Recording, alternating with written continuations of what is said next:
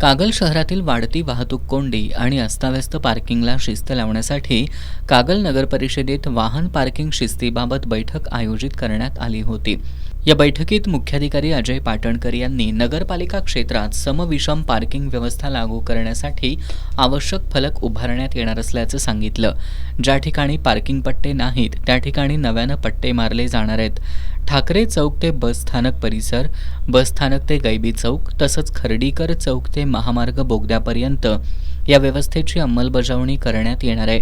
नगरपालिकेनं स्वतःची towing van खरेदी केली असून नियमबाह्य पार्किंग केलेली वाहनं उचलण्यात येणार आहेत। टोईंग व्हॅनवर पोलीस कर्मचारी नियुक्त असतील तर वाहन उचलण्यासाठी कंत्राटी कर्मचाऱ्यांची नियुक्ती करण्यात येणार आहे। तसंच पट्ट्यांच्या बाहेर वाहनं उभी केल्यास दंडात्मक कारवाई केली जाणार असल्याचं पाटणकर यांनी स्पष्ट केलंय। शहरात वाढलेल्या बेवारस वाहनांमुळे वाहतुकीला अडथळे निर्माण होत असून स्थानिक नागरिकांना याचा त्रास सहन करावा लागतोय। त्यामुळे अशा वाहनांवर कायदेशीर कारवाई करून ती एका ठिकाणी जमा करण्यात येणार आहेत। त्यानंतर नियमानुसार त्यांचा लिलाव करण्यात येणार आहे। वाहनधारकांनी 1 जूनपूर्वी स्वतःची वाहनं हटवावीत असं आवाहन प्रशासनानं केलंय।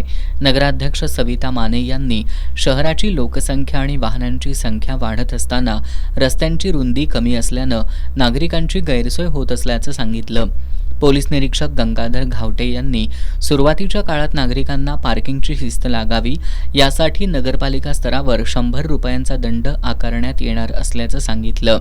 बैठकीला उपनगराध्यक्ष जयवंत रावण, गटनेते सतीश घाडगे, दीपक मगर, नवल बोते, नवाज मुश्रीफ, अरुण गुरव, शिवाजी मोरे, कुमार पिष्टे, उमेश सावंत, सम्राट सनगर, बाळासाहेब माळी, सुशांत कालेकर, BM माळी यांच्यासह नगरसेवक उपस्थित होते।